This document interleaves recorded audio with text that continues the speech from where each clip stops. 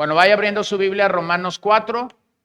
Nuevamente queremos decir gracias al equipo que el día de ayer se unió para servir en la casa hogar y también decirles que todavía hay mucho que hacer, hay mucho que trabajar, así que si quisieras unirte al equipo el próximo sábado lo puedes hacer y nada más hácelo saber a mi esposa para que puedan coordinar horarios y demás. Voy a terminar esta mañana el capítulo 4. Quisiera llegar a los versos 18 y 25. Aunque todo el capítulo habla de fe, porque hemos estado revisando la vida de Abraham, y cuando empecé el capítulo 4 les dije que pudiera parecer que Pablo está siendo repetitivo al hablar de Abraham y hablar de cómo Abraham fue justificado. Pero yo creo que una de las tareas que los apóstoles tuvieron para nosotros es precisamente repetirnos estas grandes verdades del Evangelio. La razón por la que estas verdades tienen que ser repetidas es porque nosotros lo necesitamos. La verdad por la que la Biblia una y otra vez va a temas como el tema de la justificación es porque nosotros debemos recordar y no se nos debe olvidar que fuimos justificados. Hay una riqueza en la doctrina de la justificación cuando entendemos que el estado en el que nosotros nos encontrábamos cuando fuimos justificados es pecado, es impiedad. Como pecadores fuimos nosotros justificados, así que ahora Pablo va a cerrar el argumento que ha iniciado con Abraham. Recuerden cuando empezamos el capítulo y que Pablo está escribiendo acerca de qué nos podemos jactar, de qué se podía jactar Abraham si fue llamado por Dios siendo un pecador en Ur de los Caldeos, fue llamado por Dios, lo sacó de su tierra, de su casa, de su parentela, le dio una promesa. Eso es lo que tenía Abraham, una promesa, nada más. Y entonces lo hizo peregrinar y lo convirtió en este patriarca de la fe. Y estos últimos versos nos llaman a tener la fe que Abraham tuvo. Una fe que cree lo imposible. Una fe que cree lo imposible, esa es la fe. Ahora, Pablo va a contestar en estos versos la última pregunta del capítulo 3, verso 31. La pregunta que Pablo introdujo en el 3:31 es: ¿anulamos entonces la ley por medio de la fe? Y Pablo dice: de ningún modo. Al contrario, confirmamos la ley. En Romanos 4, 18 al 25, encontramos que Abraham creyó las promesas de Dios. Eso entonces quedó registrado para nosotros en las Escrituras. Así que lo que Pablo está rechazando aquí es la ley como un medio de justificación. Es decir, la ley no nos justifica, pero la ley nos informa de lo que es el pecado. Entonces, esto no es de ninguna manera ley contra evangelio o ley contra gracia. No son los enemigos que Pablo está enfrentando.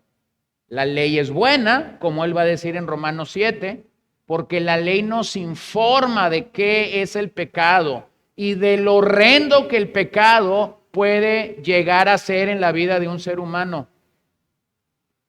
Hermanos, no deberíamos sorprendernos del daño que el pecado puede hacer en nuestro corazón. Una de las tareas que a veces tengo que hacer en la labor pastoral es escuchar a gente. Y a veces cuando la gente te va a confiar algo delicado o te va a confiar algo que duele para ella o que ha estado guardado por muchos años, la gente a veces usa esta expresión: es que es tan lamentable, es que es tan horrendo, es que no quisiera decírtelo. Posiblemente nunca has escuchado lo que yo voy a decir de ninguna otra persona. Mira, hermano, posiblemente nunca he escuchado los calificativos, el vocabulario o los detalles que voy a escuchar. Pero una cosa que me queda claro mientras más leo la Biblia es la naturaleza del pecado. El pecado es horrendo. Diga conmigo eso, el pecado es horrendo. Destruye, carcome, esclaviza, humilla, postra. Y mientras más el pecado es más abrazado por nosotros y no confesado y no tratado adecuadamente, más hará, más provocará y más producirá que yo me mantenga atado, esclavizado a algo que el Evangelio vino a libertarme de ello, a algo que es inexplicable que una persona que ha venido a los pies de Cristo quisiera permanecer en ello. Entonces, en Romanos 4, la fe de Abraham se convierte en una norma para todos nosotros. Lo que el final de Romanos 4 va a modelar para nosotros es una norma. Esta es la manera como un creyente debería caminar cuando viene al Señor, con fe, con fe. Abraham no es simplemente un creyente más. Él no es un número más. Él no es alguien que va a venir a llenar una banca o una silla el día domingo en la iglesia. Abraham aquí es el prototipo de lo que significa tener fe en Dios.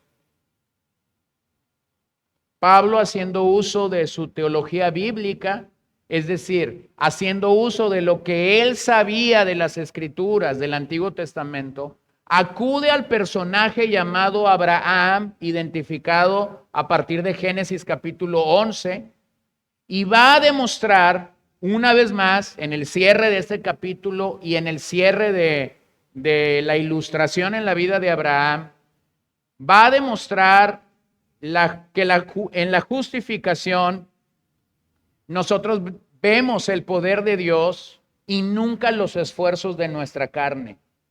Nunca los esfuerzos de nuestra carne.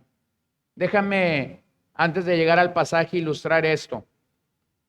Dos viajeros que regresaban a casa se encontraron con un río congelado, pero evidentemente aún sin una gruesa capa de hielo. Uno dijo: me temo que el hielo no soportará mi peso, y se sentó en el frío. El otro dijo: me voy a casa, y avanzó sobre el hielo con paso firme. Él se había comprometido, se negó a considerar las circunstancias y cada paso fortalecía su determinación de seguir adelante. Llegó a la otra orilla del río y finalmente llegó a su casa. El otro hombre se quedó atrás, sentado en el frío. La incredulidad ve algo en la mano de Dios y dice: ojalá lo tuviera yo. La fe, en cambio, da pasos de fe.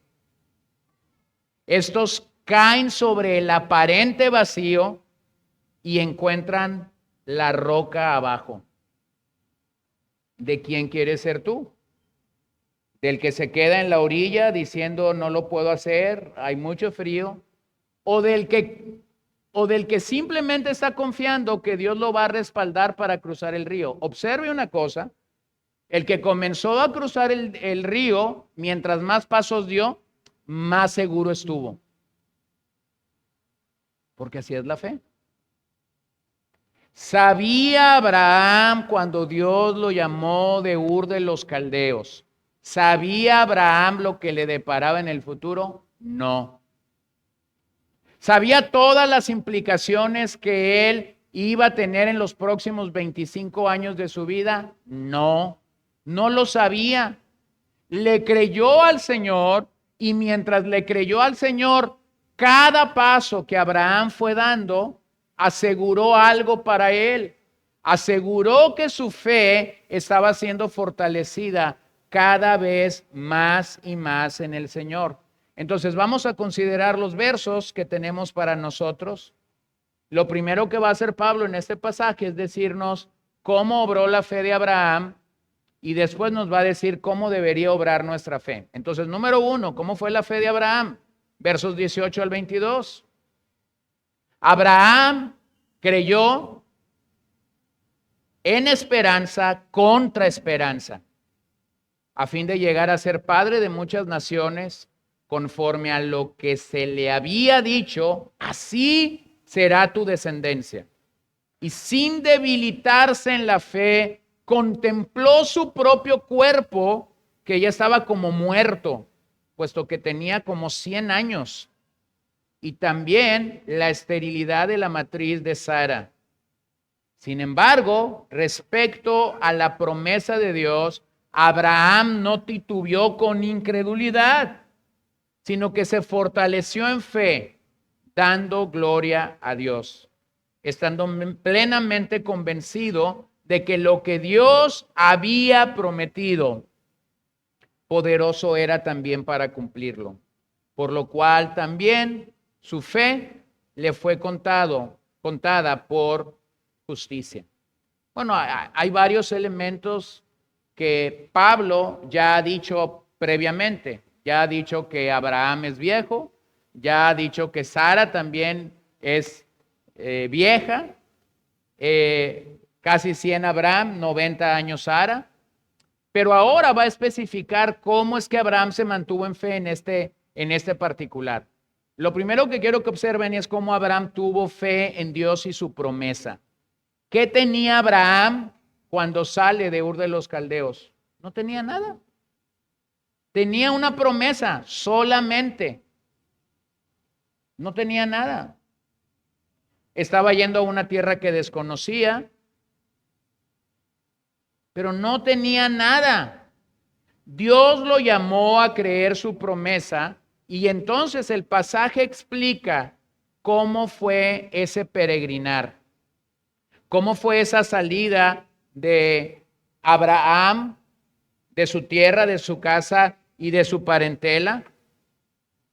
¿Y cómo fue ese creer con el cual él tuvo que mantenerse, esa promesa de ser padre de muchas naciones? Así que de nuevo Pablo va a declarar que la justificación viene como resultado del poder de Dios y no del esfuerzo humano de Abraham. Ahora yo quiero que pueda entender algo antes de llegar allí. Aunque esa fe requiere entendimiento, lo principal es la confianza personal. La confianza personal. Abraham no solo creyó a Dios, porque yo quisiera referir algo. Cualquiera pudiera creer a Dios de forma intelectual, y de hecho eso es lo que pasa en muchos de tus amigos que no siguen al Señor. Tú escuchas a mucha gente en nuestro día decir, yo creo en Dios. Algunos agregan, creo a mi manera.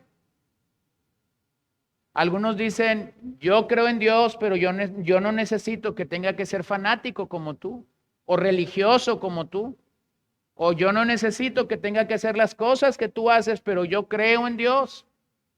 Bueno, ese creer que la gente cree tener de Dios o en Dios, meramente es un creer intelectual. Pero ese creer intelectual o ese creer en la mente no alcanza para la salvación.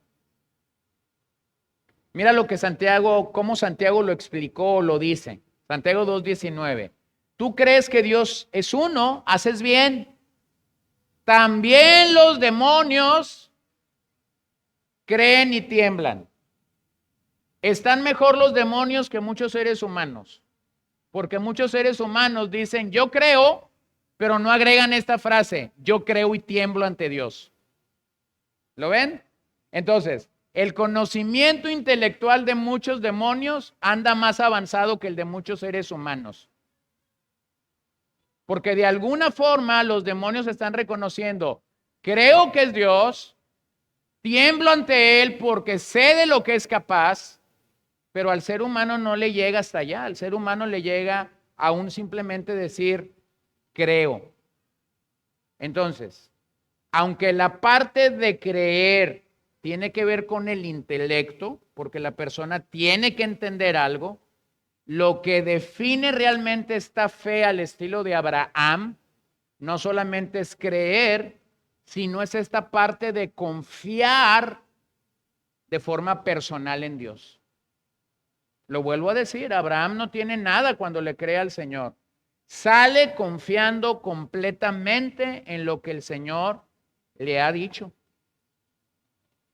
Y esa confianza personal a veces no está al 100% en nuestras vidas y nosotros necesitamos confiar plenamente en el Señor.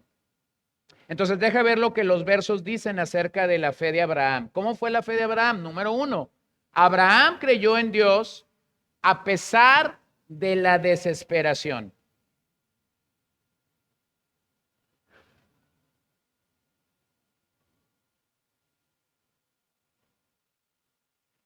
Abraham cree en Dios a pesar de la desesperación. Ahora, yo quisiera recordarte lo que el nombre de Abraham significa. Que cuando Dios llama a Abraham, su nombre, en nuestras Biblias por lo menos, su nombre no tiene una H. Vamos a ver que más tarde se le agrega una H y una A. Pero el nombre Abraham originalmente significa Padre enaltecido. Entonces, observa eso. El nombre Abraham significa Padre enaltecido, pero Abraham no tiene un solo hijo. Vean los juegos que hay en las escrituras, ¿no? A veces como para, por contraste, decirnos lo que está sucediendo. Dios llama a un padre enaltecido que no tiene un solo heredero y le dice, voy a hacer de ti una gran nación. Sí, pero como que las cosas no cuadran con Dios. ¿Cómo que me vas a hacer una gran nación? ¿Cómo que mi descendencia va a ser como la arena del mar o las estrellas en el cielo? Si yo tengo un hombre, tengo más de 70 años y todavía no soy padre ni de un solo hijo. Entonces Abraham le creyó a Dios. O sea, no está tan fácil lo que Abraham está creyendo, porque la lógica me dice que si yo tengo 70 y tantos años, no es normal que yo no sea padre y que a mi mamá o a mi papá se le haya ocurrido cuando nací ponerme un nombre que significa padre de muchos. Porque mientras más hijos Abraham podía tener, entonces más enaltecido iba a ser. ¿Cómo es Dios, no? Toma a este padre enaltecido que no tiene nada, le da una promesa de un hijo, comienzan a transcurrir los años y el hijo no llega. ¿Puedes imaginarte la pregunta que más escuchaba el patriarca durante su peregrinar en esta tierra? ¿Puedes imaginártelo? Es como cuando un par de jóvenes se casan. Antes de casarse, la pregunta de los 44,000, ¿cuándo se van a casar? ¿Y cuándo se van a casar? Y ya tienen fecha. ¿Y cuándo se van a casar? ¿Y me vas a invitar a la boda? A la boda agrégame otros 3 pases porque ya tengo 3 invitados más. Y la gente está en una presión increíble. ¿Cuándo se van a casar? ¿Cuándo se van a... Se casan. La pregunta que sigue después, ¿cuándo van a ser papás? ¿Cuándo van a ser papás?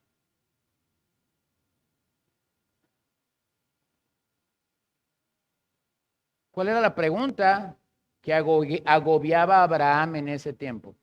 Abraham está como peregrino, caminando en el desierto, tiene una promesa, el Señor comienza a bendecirlo, Abraham comienza a tener ganado, el Señor le place enriquecerlo, el hombre es próspero en sus negocios, el hombre es próspero con sus ganados, pero la pregunta de los 44,000, si tu nombre significa Padre enaltecido, ¿a dónde están los chilpayates?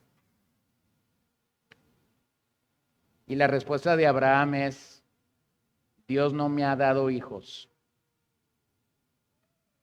¿Ven los contrastes de las escrituras? ¿Ven los contrastes de cómo la fe de un hombre está siendo forjada? Entonces, en el criterio de muchos que veían a Abraham era, bueno, o eres padre enaltecido o eres padre de nadie. Y nos parece que tus papás se equivocaron al ponerte este nombre porque nosotros no vemos a un solo descendiente. Entonces piensa esto, la voz de Abraham, las riquezas con las que Dios quiso bendecir a este hombre, la autoridad, el renombre que Abraham pudo haber tenido como peregrino, no lo libraron de las burlas asociadas a no tener hijos, y mucho menos en aquel día a no tener un solo heredero. Entonces Pablo introduce una expresión. Abraham creyó en esperanza contra esperanza. Esa declaración es un verdadero tesoro para nosotros. Creyó en esperanza contra esperanza. Eso significa que desde el punto de vista humano, Abraham estaba liquidado. Eso significa que desde el punto de vista humano, Abraham no podía ser padre de nadie. Eso significa que Abraham remó contra la corriente todos los días de su vida hasta que Isaac nació. Esperanza contra esperanza era mera expectativa humana. Esperanza contra esperanza va a gobernar la idea de los siguientes versículos. Vean cómo Génesis 15:5 nos lo recuerda. El Señor lo llevó fuera y le dijo, ahora mira el cielo y cuenta las estrellas, si te es posible contarlas. Y añadió, así será tu descendencia. Algunos quisieran salir y ver las estrellas y contarlas, no puedes. No puedes. Es algo ilógico, innumerable. Sal y cuéntalas. Así será tu descendencia. Yo creo que un tipo de fe como la que Dios está forjando en Abraham nos permite entender lo que Leon Morris dice acerca de este pasaje. No estamos sin Dios y por eso no estamos sin esperanza. No estamos sin Dios y por eso un creyente no está sin esperanza. Escucha Pablo en Efesios 2:12. Recuerden que en este tiempo ustedes estaban separados de Cristo, excluidos de la ciudadanía de Israel y extraños a los pactos de la promesa, sin tener esperanza y sin Dios en el mundo. Ese es el estándar de un incrédulo. Esa es la condición de una persona antes de ser justificado. Está sin Dios y está sin esperanza y por eso el mundo lo puede tragar, por eso el mundo lo puede absorber, lo puede aspirar rápidamente. Eso es tan trágico, solo que el ser humano no lo entiende hasta que sus ojos son alumbrados, sus oídos son destapados, su corazón es cambiado de tener un corazón de piedra a tener un corazón de carne. Entonces Abraham creyó a Dios incluso cuando no veía la promesa cumplirse, cuando los días, las semanas, los meses y los años comenzaron a pasar y pareciera ser que cada año que pasaba era cada vez más imposible que la promesa se llevara a cabo. Número 2, vean cómo Abraham no se debilitó ni vaciló, ahí en el verso 19. Y hay que entender eso con claridad. Hay dos hechos penosos que Pablo está comunicando en estos versos. El primero es que Abraham tiene casi 100 años, 99. Por lo tanto, no puede engendrar. Bueno, eso es penoso para un hombre que ha recibido la promesa. Vas a ser padre de un heredero. Sí, pero la lógica no me da. Y el segundo hecho penoso todavía es peor. La esposa tiene 90 años y ha sido estéril. Es decir, su matriz está muerta. Esto pareciera ser que cada vez se pone peor. Tienes a un hombre con una promesa que está casi rondando los 100 años, con una esposa que tiene 90 y que está estéril, y Dios les ha dicho, les voy a dar un heredero. ¿Con qué cuenta Abraham? Con nada, más que con la fidelidad de Dios. Y la forma como Dios obra alrededor de las Escrituras es mostrando su fidelidad en todo momento para nuestras vidas. Lo que Pablo quiere destacar aquí es el atributo de la fidelidad de Dios. El atributo de la fidelidad de Dios. Porque hermanos, seamos sinceros. La fe del hombre a veces se mira fuerte y en otros momentos esa misma fe, ese mismo hombre puede mirar su fe débil. ¿No es así con nosotros también?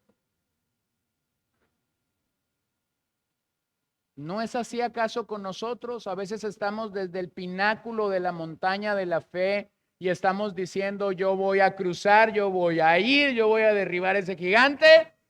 A las 12 horas después de que hemos dormido, nos levantamos y decimos, me da miedo salir de mi cama. Y la pregunta es, ¿a dónde está la fe que tenías hace 12 horas atrás? ¿Qué es lo que esto te expresa? Lo que esto te expresa es la vulnerabilidad del hombre, de nuestras emociones, la forma tan fácil como podemos movernos de lo que Dios ha hablado a nuestras vidas por su palabra. Pero entonces tenemos que entender que la fe del creyente debe ser una fe razonada, una fe pensada, una fe que va a las Escrituras y recibe de las Escrituras la información o la savia que va a nutrir nuestra vida para poder mantener nuestra fe al día con el Señor. Bueno, pareciera ser que lo que Pablo nos está dejando ver a través de estas expresiones es que Abraham tuvo sus momentos de lucha en su fe. Que Abraham tuvo también esos momentos donde pareciera ser que su fe se va a derrumbar, pero que inmediatamente se fortalecía nuevamente en el Señor. Hay dos momentos, y pudiera haber más, pero hay dos momentos que yo quisiera destacar. Uno es Génesis 16, del 1 al 16, donde Sara le propone a Abraham que intime con su sierva Agar, ya que ésta puede darle un heredero. Y entonces Sara dice, y yo como la ama de ella recibiré a este niño y entonces tendremos un heredero en casa. Y Abraham aceptó el plan de Agar, el plan de Sara, perdón. Pero ese no era el plan de Dios y más tarde nos lo va a informar el libro de Génesis y Pablo nos lo va a ratificar. El plan de Dios, la promesa de Dios no tiene como objeto a Agar, tiene como objeto a Sara. Ismael es el intento de la carne, es el intento de querer hacer algo. Isaac es el hijo de la promesa. Entonces Abraham acepta el plan, recibe el plan, no dice no. El segundo momento que yo creo que Pablo pudiera estar pensando es Génesis 20 del 1 al 18. Abraham está de viaje, llega a este lugar donde Abimelec es el rey. Abraham miente diciendo que Sara es su hermana, aunque después le explica. Y ahora lo que Abraham está haciendo es arriesgar a su esposa que en algún momento de este plan de Dios y de esta promesa, A través de la intimidad, Abraham y Sara serían padres de este heredero. Ahora Abraham está arriesgando a Sara como su esposa, y usted conoce la historia cuando Abimelech se da cuenta de que Abraham y Sara están teniendo un contacto físico de esposos. Abimelech dice: ¿qué has hecho? Cualquier hombre en mi reino, incluyéndome yo, pudimos haber tomado a esta mujer. En otras palabras, pudimos haber intimado sexualmente con ella y la promesa de Dios se hubiese visto afectada o manchada. Bueno, la fe de Abraham está titubeando, está en esos momentos de debilidad. Entonces eso nos hace pensar que las circunstancias hubieran hecho imposible el cumplimiento sin la intervención sobrenatural de Dios. Cualquiera de estas circunstancias hubieran hecho imposible que la promesa se cumpliera, al menos que un Dios sobrenatural no hubiera hecho algo en el momento. Vean la providencia de Dios, hermanos. ¿Cómo es posible que Abimelech viera a Abraham y a Sara en esta condición? Porque Dios quiso que los viera. Porque Dios quiso que los viera y que se diera cuenta de la realidad. Entonces, así como en el caso de Abraham, nuestra fe va a estar rodeada de circunstancias, va a estar rodeada de personas que nos van a hacer dudar, que nos van a hacer flaquear en algunas ocasiones, que nos van a hacer titubear del plan de Dios para nuestras vidas. Y hay una decisión que nosotros como creyentes debemos de tomar. O vamos a ver las circunstancias, o vamos a ver las personas, o vamos a ver lo que las personas hablan y dicen, o vamos a ver a Dios. ¿Qué es lo que hace que la fe sea madura, sea cultivada y crezca? Que veamos a Dios. La fe salvadora se dirige hacia Dios, no hacia las circunstancias. La fe salvadora tiene como enfoque la palabra de Dios y no las situaciones humanas. Debemos reconocer que cuando la duda erosiona nuestra confianza en Dios, entonces ese es un momento para correr a la palabra de Dios y permitir que la palabra de Dios vuelva a conquistar y dominar nuestra alma. Entonces, ¿qué hacemos cuando nuestra fe titubea? ¿Qué hacemos cuando nuestra fe está entrando en este tiempo de vacilación? Hermanos, la gente te diría: ve y busca a otras personas, ve y háblalo con alguien, ve y descarga tus emociones con alguien. La palabra de Dios es muy clara. Ve a la fuente, ve a la palabra de Dios. Permite que la palabra de Dios gobierne tu vida, gobierne tu mente. Cuando tus sentimientos o mis sentimientos están como un yo-yo que van para abajo y para arriba, entonces la única manera de detener ese juego en mi alma, que si yo no lo detengo, tarde o temprano va a afectar mi fe, es ir a la Biblia. Es ir a la palabra de Dios. Nosotros estábamos orando hace unos momentos en ese lugar, el Salmo 129. El Salmo 129 es una plegaria de un hombre que está siendo afligido por enemigos y que define cuál es el estatus de esos enemigos. El salmista ahí dice que desde su juventud estos enemigos lo han agobiado. Pero hay dos cosas increíbles que el Salmo te permite reconocer. Una es que llega el punto que el salmista dice: yo sé que tú eres justo. Y comienza a orar imprecatoriamente. Comienza a pedirle al Señor que estos enemigos sean como la hierba que se seca en el techo de una casa. Lógicamente están más cerca del sol, así que pueden secarse más rápidamente. Comienza a orar imprecatoriamente y después al final dice: pero bendícelo, Señor. Entonces tú lees ese salmo y te quedas de a 6. Porque para nosotros no fuera posible orar imprecatoriamente, es decir, orar por nuestros enemigos y decir: Señor, tú sabes qué hacer con ellos. y a la vez decir bendícelos. Eso es antagónico, ¿no? Mi oración pudiera ser o aniquílalos o bendícelos. El ser humano no puede hacer ambas cosas a la vez.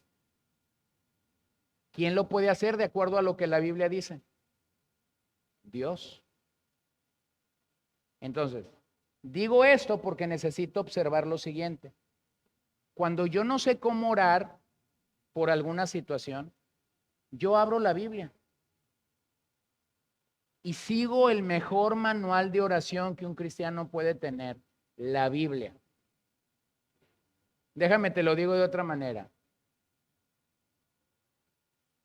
En los últimos 5 años de mi vida, yo he orado por cosas que nunca oré en los otros 30 años de mi vida. Porque los primeros 30 años de mi vida, yo oré más basado en sentimientos y en peticiones que gobernado por la palabra. Pero en los últimos 5 años de mi vida, yo he abierto mi Biblia para orar y yo he dejado que la Biblia me diga a dónde voy a orar, por qué voy a orar y cómo voy a orar. Y si tú me preguntaras, aunque no me lo estás preguntando, yo te lo diría, hay una riqueza tremenda y una seguridad tremenda cuando abres tu Biblia para orar. ¿Por qué? Porque la fe no es un salto al vacío. Algunos piensan en la fe como un salto al vacío, como un salto a la oscuridad, pero realmente la fe no es creer en lo absurdo, sino es usar tu mente para decir, Señor, te quiero glorificar. Y si ahora solo debo creer lo que no entiendo, entonces lo voy a creer. Bueno, la pregunta que muchas personas se hacen en el caso de Abraham, sobre todo cuando te das cuenta de que Abraham era un pecador cuando el Señor lo llamó. 2 personas me hicieron esa pregunta el domingo pasado cuando terminé el mensaje. Una ni siquiera se aguantó, me mandó un WhatsApp antes de que el mensaje terminara, así que cuando yo bajé ya tenía la pregunta allí. ¿Entendió Abraham todo lo que Dios le estaba diciendo cuando lo llamó? Claro que no, era un pecador. ¿Entiende un pecador la salvación al 100% cuando le estoy compartiendo? O sea, tú estás hablando, le necesitas ser salvo, eres un pecador. Y el otro está diciendo, ¿qué es ser salvo? ¿Qué es un pecador? ¿Qué es la gracia? ¿Qué es la salvación? Casi nosotros deberíamos de andar con un glosario cuando vamos a compartirle el evangelio a alguien, ¿no? Salvación significa esto, gracia significa esto, justificación. O sea, no lo entiende, hermano. No lo entiende. Yo me he encontrado creyentes que tienen 10, 15 años escuchando el evangelio y que nunca pasaron por una clase básica de qué es la salvación. No entienden la salvación.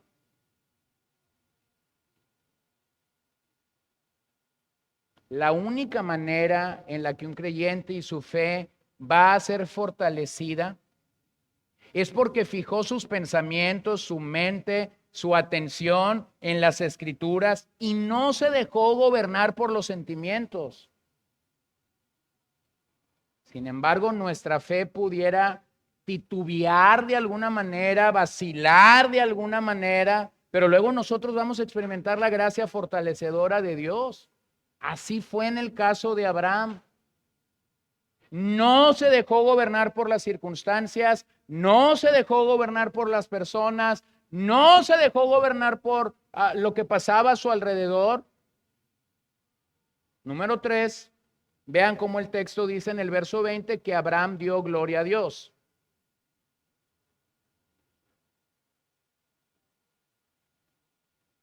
Abraham dio gloria a Dios.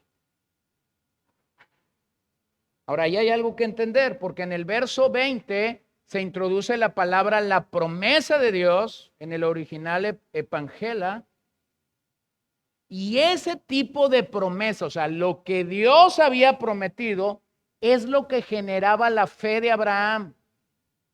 ¿Qué le daba fe a Abraham? Creer lo que Dios le había prometido. Recordemos que cuando Abraham escuchó acerca del nacimiento de Isaac, Génesis 17, versos 17 al 21, Abraham se rió. Vean esas dudas momentáneas, porque a veces le echamos toda la culpa a la hermana Sara de que ella se rió cuando escuchó dentro de una carpa. Se rió primero el hermano Abraham. Y algunos eruditos del Antiguo Testamento dicen que fue una risa de gozo para glorificar al Señor. Nanáis. Fue incredulidad. Se rió en un sentido de incredulidad de momento, porque así somos nosotros. A veces creemos a Dios, a veces no creemos a Dios. A veces leemos la Biblia y decimos, gloria a Dios. A veces leemos la Biblia y decimos, ay, Señor. ¿Será así? Entonces aquí vemos estas dudas momentáneas o fracasos temporales que Abraham pudo tener y que nosotros podemos tener. La diferencia es lo que Abraham hizo inmediatamente, porque eso fue lo que causó fortaleza en su vida y lo que causa fortaleza en nuestras vidas. Observen en el pasaje que dice, fue entonces que Abraham se fortaleció en su fe. Aquí en el original hay un verbo para fortalecer la fe que se encuentra en pasivo, algo que indica en el original que es Dios y no Abraham el autor de la acción. Entonces, cuando Romanos dice que Abraham se fortaleció en su fe, ese pasivo lo que significa no es que Abraham por sus propias pistolas se fortaleció en su fe. Eso significa que el objeto de la fe de Abraham vino y lo fortaleció. ¿Quién es el objeto de la fe de Abraham? Dios. Entonces, ¿qué es lo que Pablo está diciendo? Pablo está diciendo que cuando mi fe titubea, que cuando tu fe titubea, Dios vendrá y nos fortalecerá. Así pasó en el caso de Abraham, cuando se rió, cuando dudó. Entonces Dios tenía que venir a su encuentro y fortalecer su fe nuevamente. Observe aquí que aunque todos miramos los imposibles en nuestras vidas, debemos voltear a ver al Dios de los imposibles. Todos debemos voltear a ver al Dios de los imposibles.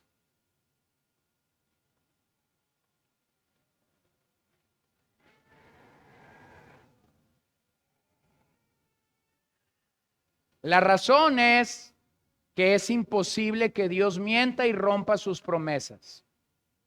Entonces, cuando Pablo entiende el relato de Abraham y Sara, el peregrinar de Abraham y Sara en el desierto, Pablo llega a concluir que lo que distingue a los santos de Dios, sean del Antiguo Testamento, sean del Nuevo Testamento, sean de la historia de la iglesia temprana o de la historia de la iglesia tardía, lo que va a distinguir a un santo creyente del Señor, a alguien que tiene fe en el Señor, es que esa persona va a dar gloria a Dios en todo y por todo.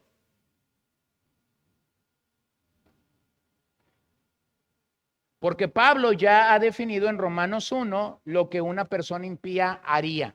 Escucha lo que haría de acuerdo a Romanos 1:21.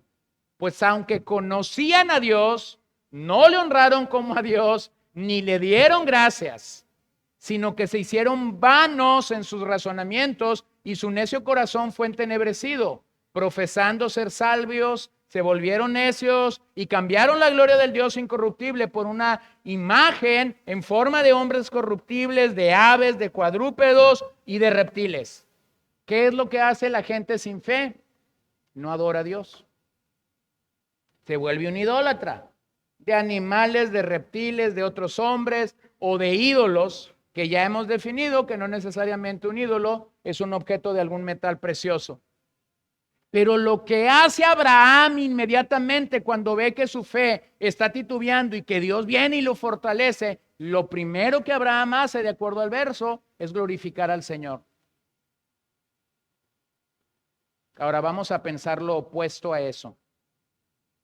Porque lo opuesto a eso es lo que Satanás promueve en la vida de una persona que está intentando seguir al Señor. Usted no me dejará mentir. Voy a hablar en primera persona del singular. Cuando yo peco, cuando yo hago algo que sé que no agrada al Señor, lo primero que se va en mi vida es la necesidad o el deseo de adorar y glorificar al Señor. ¿Le puede pasar a usted lo mismo o no le puede pasar a usted lo mismo? ¿Lo puede reconocer o no lo puede reconocer? Pero es una evidencia clara de que no estoy caminando el tipo de fe que Abraham está caminando aquí. Porque lo primero que el acusador va a hacer en tu vida es decir, ¿qué caso tienes que adores a Dios? Si parece que ese Dios al que tú adoras no te está escuchando. Y nosotros, hermanos, otra vez, primera persona del singular, yo soy tan tonto que voy y caigo en el engaño de Satanás. Yo sé que tú eres muy inteligente y no te pasa, pero a mí sí me pasa. Entonces, lo que Pablo está diciéndonos a nosotros aquí es que Abraham glorificó al Señor y eso es lo que salvó y nos salva a nosotros el día de hoy de que nuestra fe titubea, porque eso te reenfoca en Dios y su gobierno. No son las circunstancias las que me gobiernan, es Dios y su gobierno. Las circunstancias pueden ser opuestas. Mis emociones me pueden decir una cosa, pero la palabra de Dios me dice otra cosa. ¿A quién le quieres hacer caso? ¿Lo ven? Número 4. Abraham creyó que Dios era capaz de cumplir la promesa. Verso 21. Escucha lo que Pablo dice ahí. Que lo que Dios había prometido, poderoso era también para cumplirlo.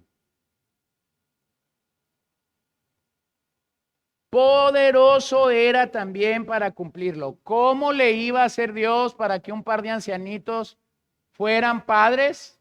¿Quién sabe? Pero tú lo has prometido, dice Pablo. Ahora, disculpen tanto rollo con esto, pero usted tiene que entender la riqueza del texto. La palabra prometido allí se encuentra en tiempo perfecto. Eso significa que una acción pasada tiene repercusiones en el presente. Entonces, Dios lo había prometido 25 años atrás, pero va a suceder en el presente. Es la misma forma cuando los textos hablan de la obra de la cruz, hablan de la victoria de la cruz aplicada a un pecador. Se encuentran en tiempo perfecto. Cristo muere una sola vez en el Calvario. Ese evento del pasado tiene repercusiones en el presente cuando un pecador por gracia viene al Señor. Entonces Pablo dice que Dios había prometido, por eso era poderoso también para cumplirlo. Entonces, la fe que es verdadera, la fe que es genuina, es una fe que se basa en la capacidad de Dios y no en la nuestra. ¿Quién lo había prometido? Dios, no Abraham. Porque Abraham no tenía la capacidad, Sara no tenía la capacidad, pero Dios lo había prometido. Y aquí es donde tenemos que entender que al igual que Abraham, nuestra fe no es automática, pero nuestra fe sí puede crecer. Y en la ilustración que dije al principio, mientras más este hombre caminaba sobre ese río que se estaba convirtiendo en una avenida o en una calle de hielo, más seguro iba estando de que llegaría a casa. Mientras más pasos de fe da un creyente, mientras más fieles somos como creyentes al Señor el día de hoy, entonces más seguros vamos caminando en esta vida. Número 5, la fe de Abraham ilustra la justificación.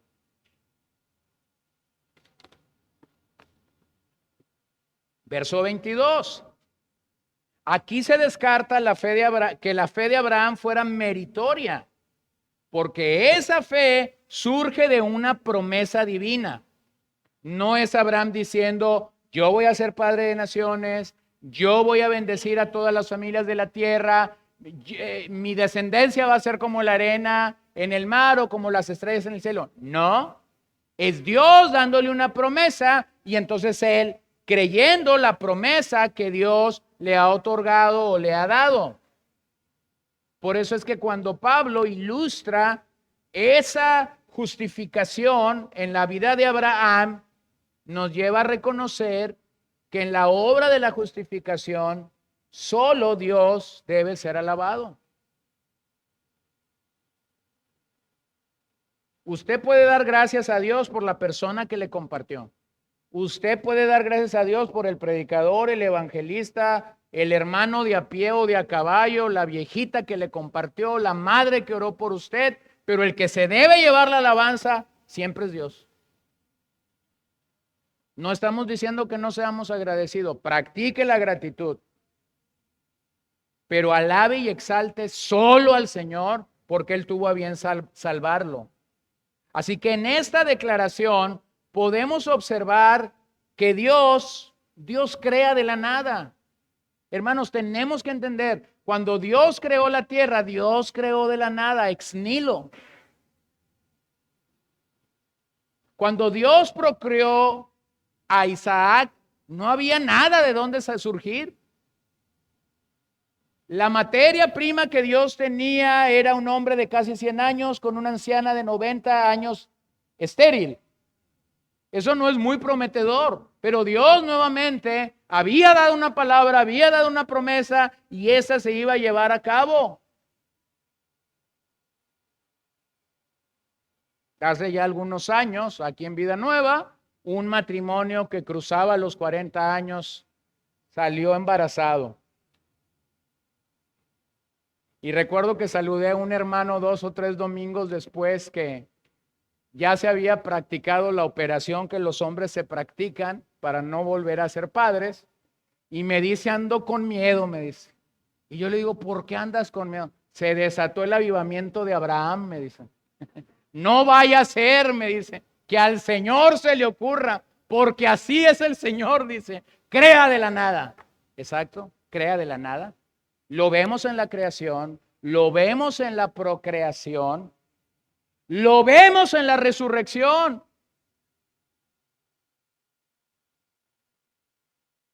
¿A dónde nos va a llevar Pablo con todo esto? Hermanos, lo vemos en la justificación. ¿Lo ven? La materia está podrida. No hay nada bueno. Desde la planta del pie hasta la cabeza. El hombre, el pecador, no tiene nada que dar. Y el Señor entonces crea vida. ¿Ven la manera como Pablo está conectando una cosa con la otra y llevándonos a entender esto? Miren Jeremías 32:17, cuando dice el profeta, Señor Dios, ciertamente tú hiciste los cielos y la tierra con tu gran poder y con tu brazo extendido. Nada es imposible para ti. Véanlo en el caso de María, la madre terrenal de Jesús, cuando se le anuncia el milagro del cual ha sido objeto. Entonces María dijo, aquí tienes a la sierva del Señor, hágase conmigo conforme a tu palabra, y el ángel se fue de su presencia. María entendió que para Dios no había imposibles. No sabía cómo el Espíritu Santo iba a lograr la fecundación, iba a lograr la concepción en su matriz, en su vientre. No sabía cómo serían los próximos 9 meses de gestación. Pero María simplemente dice, Señor, de los imposibles, hágase tu voluntad en mi vida. María creyó lo imposible acerca de la llegada del Salvador y ese Salvador llegó. Años más tarde, ese Salvador está frente a la tumba de su amigo Lázaro. Lázaro muerto hace unos días. El reclamo de una de sus hermanas es, Señor, si tú hubieras estado con nosotros, mi hermano no hubiese perecido. Y entonces él dice, él va a resucitar. Y observa la teología de esta mujer judía. Estaba al calibre. Yo sé que resucitará en el día postrero, Señor. Y entonces, simplemente Jesús, el Dios de los imposibles, una vez más está fuera de la tumba y simplemente dice: yo no puedo estar ahí para saber si gritó, si no gritó o cuántos decibeles usó, pero simplemente dijo: Lázaro, sal fuera. ¿Y qué crees que pasó? Salió fuera. Porque el tipo de Dios que la Biblia nos comunica es alguien que hace algo de lo que es imposible. Imposible. Entonces, la historia antigua del patriarca es clara. Las promesas de Dios pueden ser cumplidas únicamente por el poder de Dios y no por los esfuerzos humanos. Los esfuerzos humanos más sagaces, los esfuerzos humanos más novedosos, no son nada ante la voz activa de Dios para declarar vida.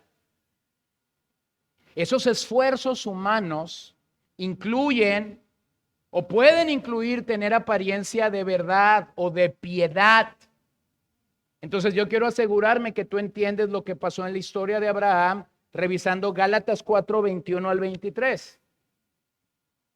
Díganme los que desean estar bajo la ley, no oyen a la ley, porque está escrito que Abraham tuvo 2 hijos, uno de la sierva y otro de la libre. A saber, la sierva es Agar, la libre es Sara. Pero el hijo de la sierva nació, ¿qué? Según la carne.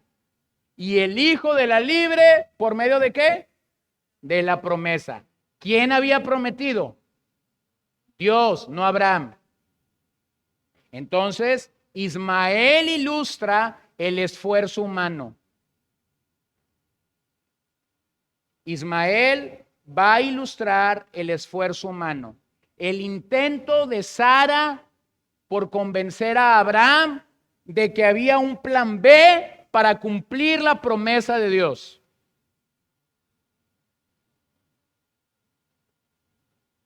Hermanos, todos somos tentados a usar plan B, plan C, plan D, plan E, plan Z. Todos hemos jugado aquí y hemos pecado algún día en querer ayudarle a Dios. Pero cada vez que nosotros queremos ayudar a Dios a hacer algo, nuestros esfuerzos humanos terminan siendo en realidad una pérdida de tiempo, una pérdida de energía, una pérdida de todo, porque esa no es la manera como Dios lo quería hacer.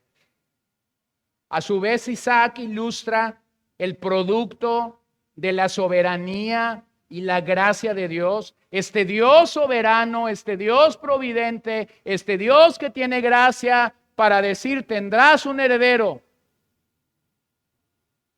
Él sabe cómo hacerlo, Él sabe cuándo hacerlo, Él sabe cuánto tiempo procesar a este hombre para que su fe estuviera al día.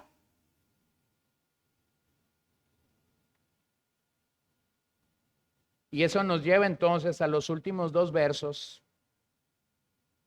que van a concluir lo que Pablo ha dicho. ¿Cómo debe ser nuestra fe? Versos 23 al 25. Y no solo por él fue escrito, escucha eso, no solo por Abraham fue escrito que le fue contada, sino también por nosotros. Aquí está, sino también por nosotros. Esta es la bisagra que va a conectar a Abraham con nosotros, a quien será contada como los que creen en aquel que levantó de los muertos, a Jesús nuestro Señor, que fue entregado por causa de nuestras transgresiones y resucitado para nuestra justificación.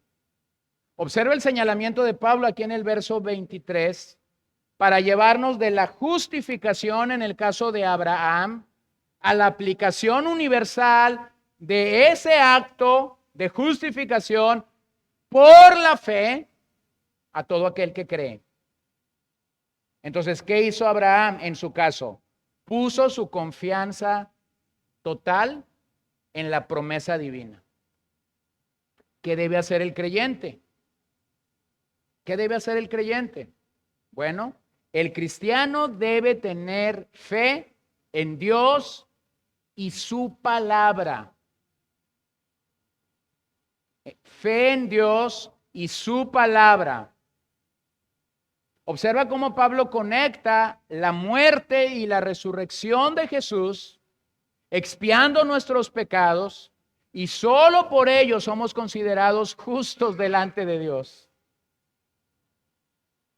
La expresión ahí, a quienes será contada, es una expresión que ya hemos repetido muchas veces. Contado viene de logizomai, que es acreditarle algo que no es de él. La fe salvadora es la creencia específica de la muerte y de la resurrección de Jesús. Abraham creyó la promesa que Dios le dio. Haré de ti una gran nación, haré de ti una gran descendencia, te multiplicaré. ¿Qué debe creer el creyente el día de hoy? Dos cosas. Jesús murió en la cruz, Él se levantó de entre los muertos. Eso es el evangelio, hermano. Hasta que tú no le has dicho al pecador y lo has llamado a creer que Jesús murió y que Él se levantó entre los muertos, no lo has evangelizado. Pero le di una taza de café y le invité una concha.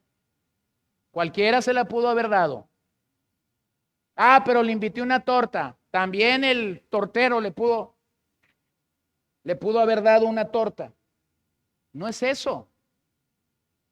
No es absolutamente eso. ¿Se fue? Okay. No es eso. Pablo está diciendo que la única forma como ese pecador va a ser justificado es que tú presentes el cuadro completo de la muerte y la resurrección de Jesús. Eso destaca dos aspectos de la salvación que son inseparables. Ambos eventos, la muerte y la resurrección, generan o crean la fe del creyente, de la misma manera que con Abraham, nuestra salvación se basa únicamente en la dádiva de Dios. Dios envió a su Hijo unigénito a morir por nosotros en la cruz. Dios envió a su Espíritu Santo mientras Jesús está en la tumba para levantarlo, para producir ese milagro y que pudiera nuevamente tener vida. Escucha lo que Pablo dice en 1 Corintios 15, 3 y 4. Porque yo les entregué en primer lugar lo mismo que recibí, que Cristo murió por nuestros pecados, conforme a las Escrituras, que fue sepultado y que resucitó al tercer día, conforme a las Escrituras. Es lo mismo que está diciendo acá en Romanos. Cristo murió, Cristo resucitó. En su muerte, Cristo pagó la pena legal por nuestra culpa. En su muerte, Cristo pagó la pena legal por nuestra culpa. Y en su resurrección, Cristo fue vindicado por el Padre, anulando la sentencia de la muerte y declarándolo justo. El verso 25 es una paráfrasis de Isaías 53:12. Cuando el profeta dice, por tanto yo le daré parte con los grandes y con los fuertes repartiré despojos, porque derramó su alma hasta la muerte y con los transgresores fue contado. Llevó el pecado de muchos e intercedió por los transgresores. ¿Qué tienes en el verso 25 de este capítulo? Tienes una declaración completa de lo que es el evangelio. ¿Qué debemos asegurarnos cuando le compartimos el evangelio a una persona? Tú tienes que asegurarte de que le dijiste que Cristo murió por ellos en la cruz y que Cristo se levantó de entre los muertos al tercer día. Si no les has dicho esto, platicaste con él, charlaste con él, tuviste una conversación con él, pero no lo evangelizaste. ¿Sí están entendiendo eso? Pastor, pero oré por él. Orar es una cosa y evangelizar es otra cosa. Le di un raite, pastor. Obras de misericordia no es evangelizar. Le di un vaso de agua. No, le tienes que dar el evangelio. Le tienes que dar el evangelio. Te tienes que asegurar de que le diste el evangelio. Miren, la resurrección aquí es la vindicación del Padre a su Hijo como Señor y Cristo. Resurrección para nosotros se convierte en el fundamento de nuestra justificación a través de nuestra unión con Cristo. La resurrección se convierte en la diapositiva, en el fundamento de nuestra justificación. Bueno, no apareció, pero es en el fundamento lo que tienen que poner allí. Vean esos pasajes, porque simplemente lo está declarando Hechos 3:15, y dieron muerte al autor de la vida, al que Dios resucitó de entre los muertos, de lo cual nosotros somos testigos. ¿Quién lo resucitó? ¿Quién le había prometido a Abraham la promesa? Dios, el que ha prometido. Romanos 8:11. Pero si el espíritu de aquel que resucitó a Jesús de entre los muertos habita en ustedes, el mismo que resucitó a Cristo Jesús de entre los muertos, también dará vida a sus cuerpos mortales por medio de su espíritu que habita en ustedes.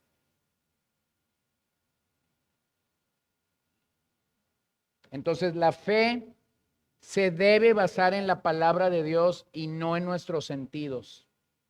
Por lo tanto, cuando dudamos o cuando somos incrédulos, debemos recordar el llamado de seguir creyendo en Dios, porque solo Él puede hacer lo imposible realmente algo posible. Entonces yo quiero que te quede claro, nuestras emociones nos pueden llevar del gozo, al pozo. Porque suben y bajan. Pero la palabra de Dios mantiene a un creyente en el lugar donde Dios quiere que ese creyente esté. ¿Por qué Pablo está conectando aquí la resurrección? Porque este es el evento triunfal de la obra de Cristo para nosotros. La resurrección suministró la prueba definitiva de que Dios había aceptado el sacrificio de su Hijo y de que ahora Él tiene la libertad de ser llamado el justo y el que justifica a la vez. Vean las palabras victoriosas con las que Pablo está cerrando el capítulo 15 de Corintios, ese capítulo que habla de la resurrección, versos 54. Pero cuando eso corruptible se haya vestido de incorrupción y esto mortal se haya vestido de inmortalidad, entonces se cumplirá la palabra que está escrita: devorada ha sido la muerte en victoria. ¿Dónde está, oh muerte, tu victoria? ¿Dónde, oh sepulcro, tu aguijón? El aguijón de la muerte es el pecado y el poder del pecado es la ley, pero a Dios gracias que nos da la victoria por medio de nuestro Señor Jesucristo. Por tanto, mis amados hermanos, estén firmes, constantes, abundando siempre en la obra del Señor, sabiendo que su trabajo en el Señor no es en vano. Ese verso 58 pudiera ser tan trillado, tan repetitivo por muchos de nosotros cuando nos encontramos sirviendo y no vemos aparentemente fruto de nuestros labores. Pero hay que reconocer que ese versículo está conectado completamente a la resurrección. ¿Cómo un creyente pudiera estar firme? Porque Cristo resucitó. ¿Cómo un creyente debería estar constante? Porque Cristo resucitó. ¿Cómo un creyente debería estar abundando siempre en la obra del Señor? Porque Cristo resucitó. Entonces, porque Cristo resucitó, sé que todo lo que yo hago para servir al Señor no es en vano. Hermano, esto es fe. Si tú vas a vivir por emociones, a veces tus emociones te van a decir: no vayas a la iglesia, no sirvas al Señor, no cantes, no ores, no evangelices. Entonces, No podemos vivir dominados por mi emoción, tengo que vivir dominado por la palabra de Dios. Este verso 58 es uno de esos versos que deberían de servir como termómetro en nuestras vidas para saber dónde estamos. Este verso te tiene que ser como un termómetro para saber, ¿estoy firme? Si tu respuesta es no, hermano, estás dominado por tu sentimiento o tu emoción. Tú deberías de estar firme porque Cristo resucitó. ¿Eres constante o inconstante? Tú deberías de estar constante porque Cristo resucitó. Tú deberías estar abundando siempre en la obra del Señor porque Cristo resucitó. Observa que no son factores externos. Es la palabra de Dios dominando nuestras vidas. Déjeme terminar. ¿Qué puedo aprender de este tipo de fe? Yo obtendría 3 grandes lecciones. Número 1, el objeto de la fe. El objeto de la fe en este pasaje siempre es el Dios de los imposibles. El Dios que cumplió su promesa en un heredero llamado Isaac, no Ismael, cuando las posibilidades se habían agotado. Cuando las posibilidades se habían agotado en el caso de Abraham y Sara, entonces Dios viene y les da un heredero, les da a Isaac como hijo. ¿Quién merece la gloria por eso? Dios. Hermanos, observa que la Biblia está lleno de historias similares. Usted va a encontrar en la vida de los primeros patriarcas, Abraham, Isaac y Jacob, que ellos enfrentaron la esterilidad. Y sin embargo fue a través de mujeres estériles que Dios se quiso glorificar para cumplir su palabra, para cumplir su promesa. Hermano, no temas, no dudes. A veces cuando las cosas se ponen complicadas en tu vida y en mi vida, simplemente tiene una explicación. Y es que estás viviendo en el viernes, pero el domingo llegará. Pongo en contexto la frase. El viernes es el día en la Semana Santa cuando Jesús es entregado en el Calvario. Sus discípulos están allí alrededor. Todas las promesas de Jesús aparentemente han terminado. En la fe de algunos de ellos está titubeando, en la fe de algunos de ellos está vacilando. Algunos están regresando a su antiguo empleo porque están decepcionados del hombre que les ha dicho un montón de cosas. Ahora el maestro ha muerto. Es viernes, pero el domingo llegará. Y el domingo ese hombre que aparentemente ha muerto está resucitando, se está levantando entre los muertos y está diciendo, aquí estoy. ¿Acaso no les había dicho que iba a resucitar? Tienes que mirar al objeto de la fe y ese es Dios. Hermanos, no es la cantidad de fe. Ese es un engaño. Ay, es que el hermano fulano de tal tiene tanta fe. No es la cantidad de fe. Es el objeto de tu fe. No fue la fe de Abraham, sino fue la promesa de Dios en la vida de Abraham. Y esa promesa con el paso de los años fue fortaleciendo a Abraham. Entonces no es la cantidad de fe, es el objeto de la fe. Vean cómo el pacto abrahámico y el nuevo pacto ambos se basan en fe.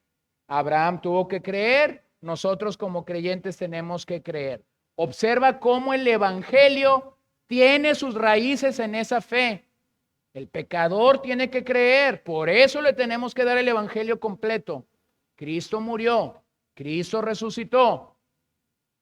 Pero esa fe en Dios y esa fe en su palabra tiene contenido. Tiene contenido. Por lo que debe ser entendida. Lo voy a decir así. Abraham tenía una promesa con la que corrió.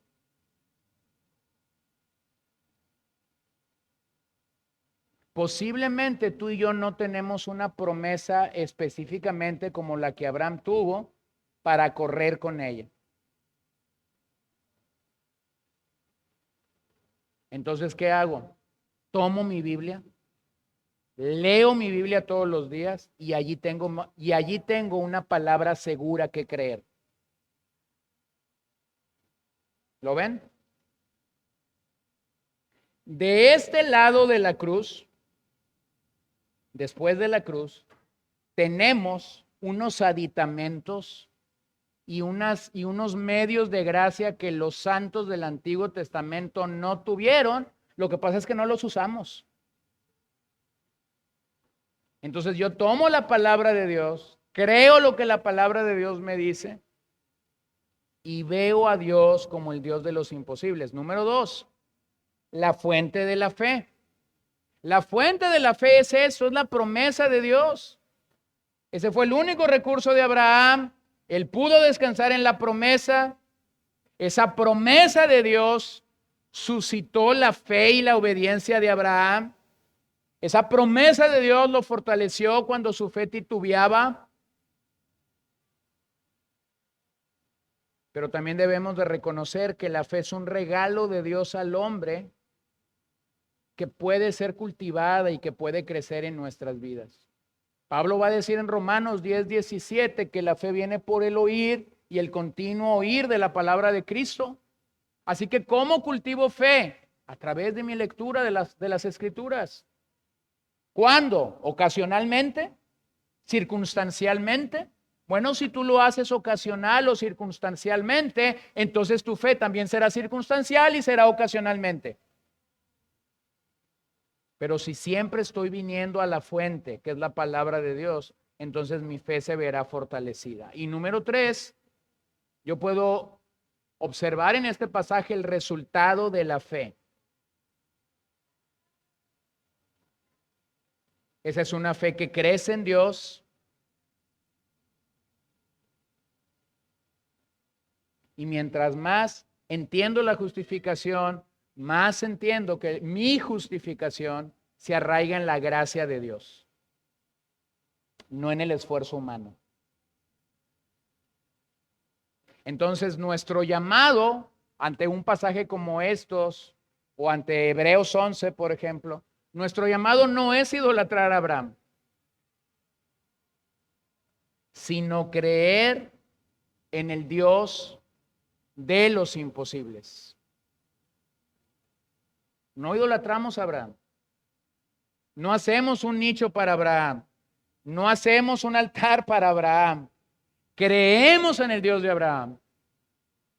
Creemos que ese Dios realmente sigue obrando de la misma forma, sigue dándonos su palabra para nosotros poder cultivar y crecer en la fe que Él nos ha dado.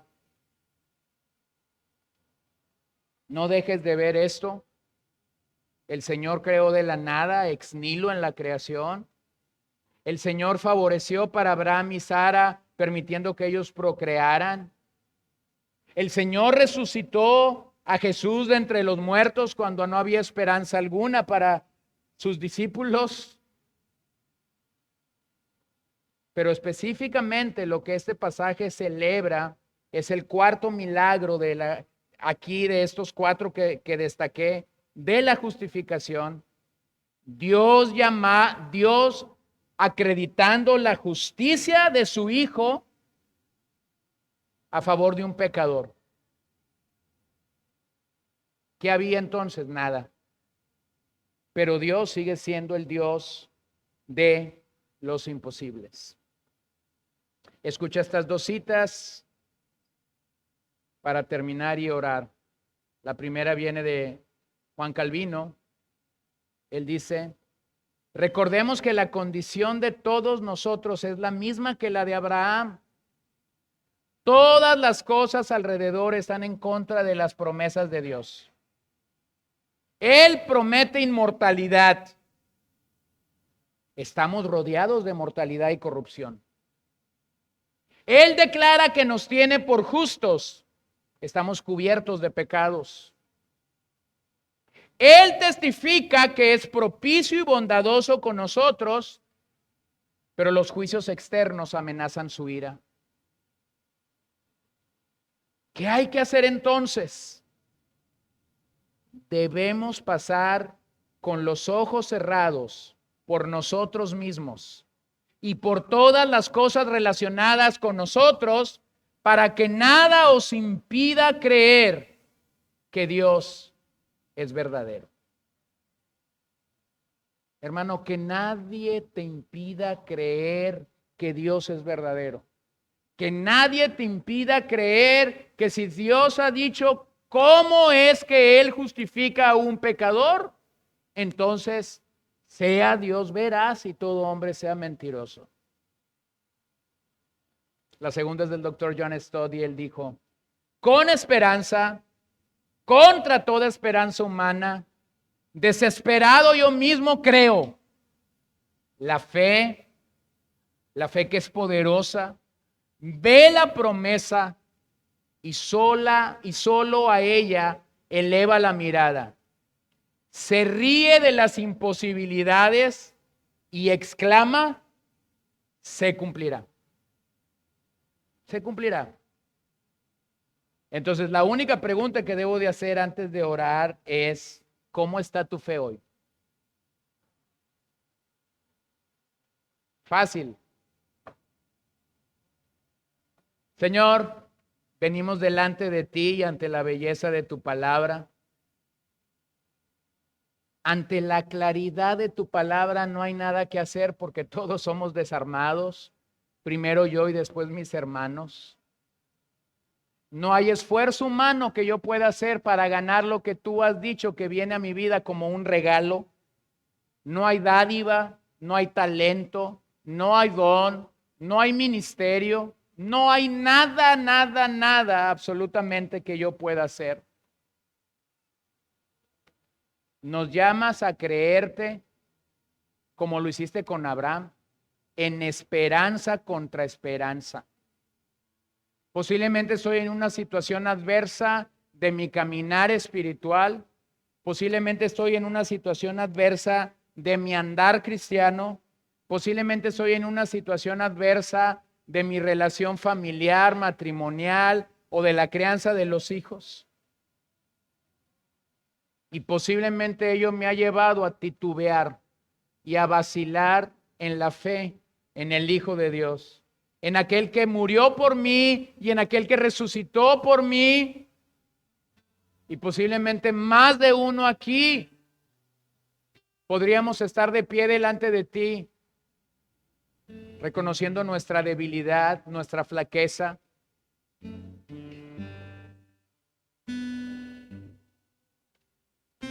Espíritu Santo, yo te pido que este día tú traigas convicción a nuestras vidas. Que si hemos estado determinados o gobernados por pensamientos humanos, filosofías humanas, sentimientos personales, agobiados por lo que nuestra alma nos dice y lejanos de lo que tu palabra nos informa, por favor, perdónanos y haznos volver al Dios que nos justificó.